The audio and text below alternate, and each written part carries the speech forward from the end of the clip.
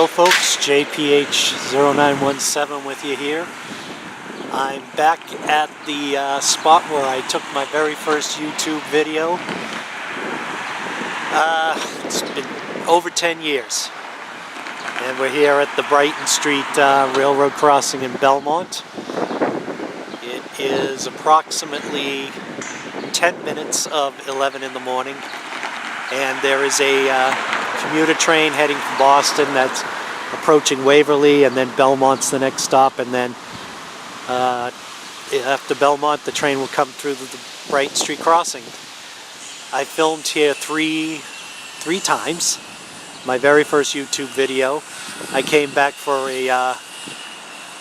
another chance to film here, and in my Central Mass documentary, Brighton Street crossing was featured because it's the Hills crossing stop on the old Central Mass, and the rail trail's right across the street. It's on top of the old Central Mass right away. So we're here looking at the new signals that were put in the last couple of years. See, they put in cantilevers here now so people can see the crossing a little bit better. And in just a few moments we will see a commuter rail train come through. So stay tuned and enjoy this new video on the Brighton Street crossing.